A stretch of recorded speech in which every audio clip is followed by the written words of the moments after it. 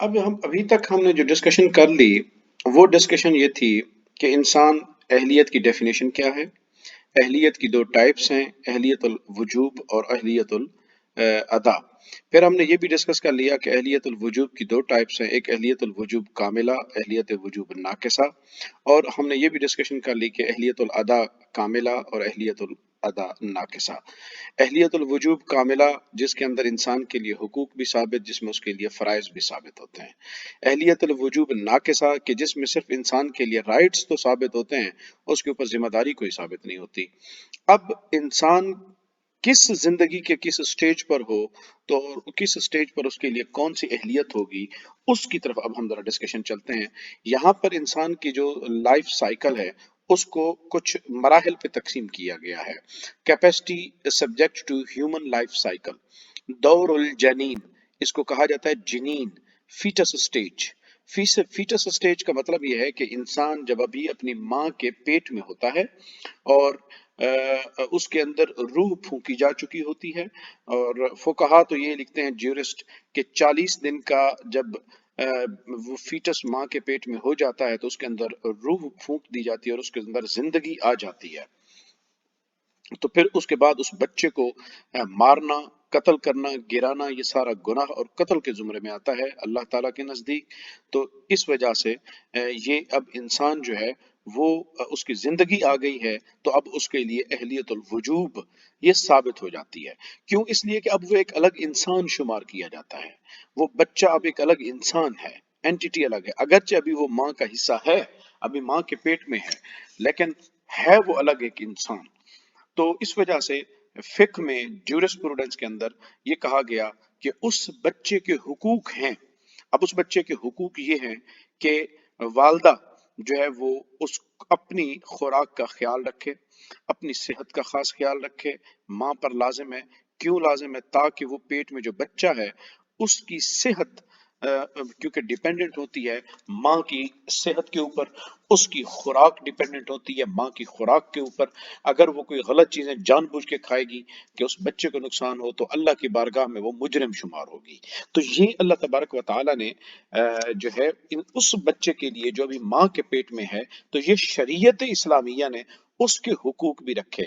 इससे ये साबित होता है कि दुनिया का कोई भी मजहब, खा आज जो मगरब ह्यूमन राइट्स की बात करता है, ये उससे कहीं ज्यादा 1400 साल पहले इस्लाम ने ये बता दिया कि इस्लाम इंसान के हुकूक दुनिया में आने के बाद नहीं, बल्कि अभी माँ के पेट में भी होता है तो उसके हुकूक की हिफाजत इस्लाम शुरू कर देता है। बाप की जिम्मेदारी है कि वो अपनी बीवी को, जो जिसके पेट में उसका बच्चा है, वो अपनी बीवी को अच्छी खुराक दे, उसके सुकून का ख्याल रखे, उसकी ग़िज़ा का ख्याल रखे, ताकि उस वो पेट में जो वो बच्चा है, वो जो इंसान है, अ, उसकी उसके हुकूक जो है वो अदायगी हो सके और वो उसके अंदर सेहत के साथ सही तौर पर नशो व नुमा पा सके। तो ये दौरुल जनीन है। इंसान जब अभी उस स्टेज पे होता है जिंदगी के, तो वहां पर उसके लिए अहलियतुल वजूब है।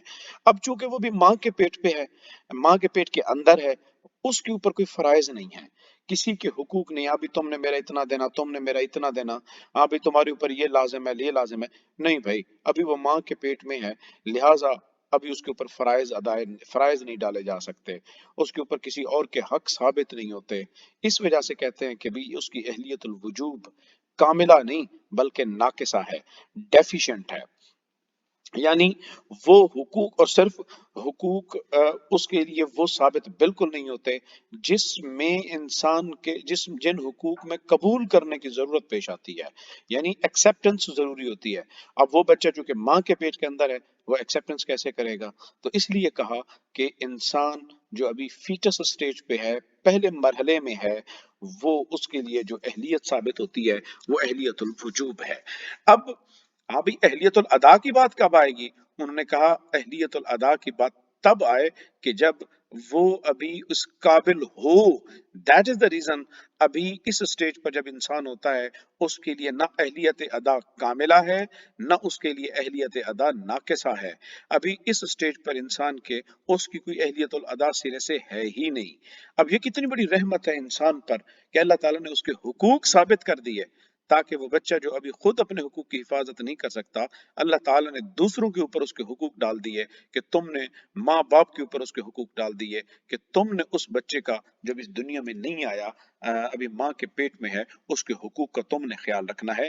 تو یہ اس سے ثابت ہوتا ہے کہ اسلام انسان کے حقوق کا سب سے بڑا علم بردار ہے، اور 1400 سال پہلے اللہ تبارک و تعالیٰ نے دین اسلام کے اندر انسان کے ان حقوق کی حفاظت کا ذمہ جو ہے وہ دے دیا اور بتا دیا، واضح کر دیا دنیا پر کہ اب مغرب جو بڑا علم بردار بنتا ہے انسانیت کا، کہ اس اب دیکھ لیں کہ وہ کیسے انسانوں کے حقوق دیتا ہے، اور اسلام کہاں سے انسانوں کے حقوق کی حفاظت کی بات کرتا ہے۔ اچھا، نیکسٹ سٹیج ہے from birth to age of discrimination, دور الانفصال الى سن تمیز، یعنی بچہ جب پیدا ہو کے دنیا میں آ جاتا ہے، اس ایج سے لے کر 7 سال کی عمر تک، 7 سال کی عمر کہلاتی ہے ایج آف ڈسکریمنیشن، سن تمیز، یعنی بچے کو اچھے اور برے کی تمیز آ جاتی ہے، اسے پتہ چل جاتا ہے 7 سال کے بچے کو کہ بھئی یہ میرے لیے اچھا ہے، یہ میرے لیے برا ہے، تھوڑی بہت عقل آ جاتی ہے۔ اچھا، یہاں پر تو اس عمر کا جو بچہ ہوتا ہے اس سٹیج پر، تو کہتے ہیں کہ اب اس سٹیج پر وہ بچہ، اس کی جو اہلیت ہے، اہلیت الوجوب، اب کہتے ہیں وہ ناقصہ نہیں رہی، اب اس کے لیے اہلیت الوجوب کاملہ ہو جائے گی۔ اب وہ بچہ 7 سال کا بھی ہو، 6 مہینے کا ہو، 5 مہینے کا ہو، اس کی اہلیت وجوب کاملہ ہے۔ اب اس کے اوپر حقوق بھی ہوں گے، اب اس کے اوپر ذمہ داریاں بھی ہوں گی۔ اب سوال پھر، اچھا بھی ذمہ داریاں ہوں گی، حقوق کی بات تو سمجھ آتی ہے، ذمہ داریاں وہ بیچارہ کیسے ادا کرے گا؟ اس سٹیج پر انسان کو کہا کیا جائے گا؟ ابھی وہ جو ماں کے پیٹ میں تھا اس کا نام تھا فیٹس، وہ فیٹس ہے۔ اچھا، جب انسان پیدا ہو کے باہر آ گیا، اب اس کا نام کیا ہے؟ اس کا وہ کہتے ہیں جی ٹائٹل، اس کو ہم لا کی زبان میں کہیں گے سبھی غیر ممیز، سبھی غیر ممیز، یعنی وہ بچہ جو ابھی جو ہے وہ تمیز نہیں کر سکتا۔ الا سن تمیز کا مطلب ہے 7 سال کی عمر میں تو آئے گا، لیکن بہرحال یہ 7 سال کی عمر کے پیچھے پیچھے، تو جیسے ہی 7 سال کا ہوگا تو اگلے سٹیج میں چلا جائے گا، تو ابھی وہ سبھی غیر ممیز ہے، یعنی وہ اچھے، وہ ابھی سوری، میں میرے خیال میں ایک بات کر گیا تھا پیچھے، کہ وہ اچھے اور برے میں تمیز کر سکتا ہے۔ 7 سال جب تمیز کرے گا تو اگلے دور میں چلا جائے گا، تھرڈ سٹیج پر۔ اس سٹیج پر وہ ابھی غیر ممیز ہے، اسے اچھے اور برے کی تمیز نہیں ہے، اور ابھی وہ 7 سال کا نہیں ہوا، جیسے ہی ہوگا تو وہ اگلے تک چلا جائے گا۔ تو ہم کہتے ہیں غیر ممیز، ایسا بچہ جو ابھی تمیز نہیں کر سکتا اچھے اور برے کی، تو اس کو ہم کہتے ہیں سبھی غیر ممیز۔ اب یہ اس کے بارے میں کہتے ہیں اہلیت الوجوب کاملہ۔ اب مثال کے طور پر ایک والدین جو ہے ایک حادثے میں کسی انسان کے ڈیتھ ہو جاتی ہے، اور بچہ ابھی 7 مہینے کا ہے، اور وہ والدین بڑے امیر تھے، بلینئر تھے، اور وہ ساری بلینز کی جائیداد اس چھوٹے بچے کے لیے چھوڑ گئے۔ اب اس بچے کے کوئی کیئر ٹیکر بنا، مثال کے طور پر اس کا چچا اس کا کیئر ٹیکر بنا، تو اب کہتے ہیں کہ جی اس کی خاندان میں غریب بھی ہیں، وہ غریب ایسے بھی ہیں جن کے گھر میں ایک وقت کا کھانا بھی نہیں ہے، تو شریعت کہتی ہے چونکہ بچہ بلینئر ہے، لہٰذا اب بچے کی جائیداد جو ہے بلینز میں، اس کے غریب رشتہ داروں کا حق ثابت ہوتا ہے اس بچے پر۔ سوال آیا کہ بھی کیوں ثابت ہوتا ہے؟ ابھی تو وہ بچہ، انہوں نے کہا جی بچہ ہے لیکن اہلیت الوجوب کاملہ ہے، لہذا بچے کے حق ہیں تو بچے کی ذمہ داریاں بھی ہیں۔ اب جو انسان بھی دنیا میں آ گیا، اب اس کے اوپر کوئی نہ کوئی ذمہ داری ثابت ہو گئی، تو اس لیے اب بچہ، پھر سوال آیا جناب بچہ تو بھی چھوٹا ہے، یہ اپنی ذمہ داریاں کیسے ادا کرے؟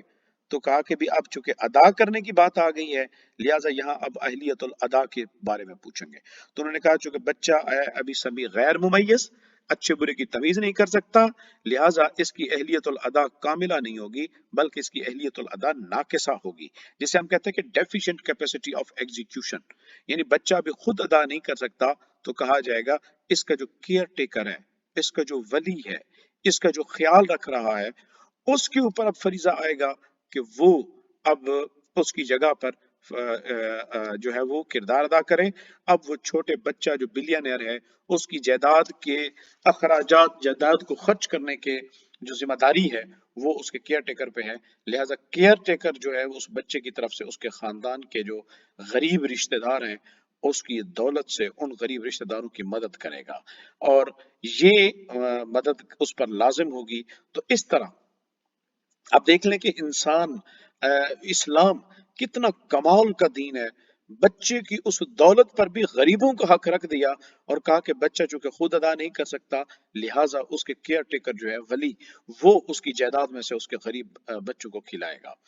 तो वेयर हैज सभी गैर मुमय्यज is not liable to the rights which can not be paid through subordinate like किसास बिकॉज ही इज नॉट मुखातब। अब वो कहता है कि मिसाल के तौर पर अब छोटा बच्चा था 6 साल का, मिसाल के तौर पर घर में बंदूक पड़ी हुई है। अब बच्चे ने वो खेलते खेलते घर में बंदूक उठाई, लोडेड थी, बच्चे को पता नहीं चला और बच्चे ने खेल खेल में बट और ट्रैगर दबा दिया। सामने कोई गली में बंदा गुजर रहा था, उसको गोली लग गई। अब कहते हैं मामला अदालत में जाएगा। जब अदालत में जाएगा तो जी बंदा तो मारा गया, कत्ल हो गया। मकतूल के खानदान वाले कहते हैं कि जी हमें खून का बदला खून चाहिए। तो अदालत का काजी क्या कहेगा? अदालत का काजी कहेगा कि भी देखें, बच्चा है अभी 6 साल का, इसकी अहलियतुल अदा है नाकिसा, लेकिन अहलियतुल अदा नाकिसा है, ये बच्चा खुद तो नहीं कर सकता, इस जात के ऊपर तो नहीं आएगा क्योंकि किसास है। अभी ये शरीयत के उस हुक्म का मुखातब नहीं हुआ क्योंकि उसके लिए अहलियत अदा का कामिला होना जरूरी है, लिहाजा बच्चे के ऊपर किसास तो नहीं आएगा। हाँ, चूंकि बच्चा अहलियतुल वजूब कामिला है, लिहाजा तुम्हारा हक उसके ऊपर साबित है। अब क्या होगा जी? अब दियत होगी। दियत कौन देगा? भी बच्चे की जायदाद से दियत दी जाएगी खून की, और वो देगा उसका केयर टेकर। तो इस तरह शरीयत जो है वो फैसले करेगी। तो इस्लामिक लॉ के अंदर मामलात इतनी क्लियर हैं और ये टर्मिनोलॉजीज कि कहीं भी अगर ये सारी चीजें समझ में आ जाएं तो इंसान कहीं उलझाव का शिकार नहीं रहता। तो ये है इंसान सेकंड स्टेज पर कि जब अभी वो पूरे 7 साल का नहीं हुआ, 7 साल से छोटी उम्र का है। ये जो हम कहते हैं birth to the 7 year age, 7 year का मतलब टू यानी तक है, 7 ईयर इंक्लूडेड नहीं है। जैसे ही 7 ईयर होगा थर्ड स्टेज पे चला जाएगा इंसान। तो इस स्टेज पर इंसान को कहा जाता है सभी गैर मुमय्यज, ऐसा बच्चा जो अभी तमीज नहीं कर सकता छोटे और बच्चे अच्छे और बुरे की, तो उसे सभी गैर मुमय्यज कहते हैं। इस जगह पर उसकी अहलियत अदा जो सॉरी अहलियतुल वजूब ये कामिला होगी, उसके हुकूक भी एस्टेब्लिश, उसकी जिम्मेदारियां भी एस्टेब्लिश। लेकिन जहां तक अहलियतुल अदा की बात है, तो चूंकि वो खुद अदा नहीं कर सकता, इस वजह से अहलियत अदा नाकिसा होगी। बल्कि कौन जिम्मेदारियां अदा करेगा? उसका केयर टेकर अदा करेगा। अब नेक्स्ट जो थर्ड स्टेज है उसके लिए आप नेक्स्ट पार्ट मुलाजा कीजिए।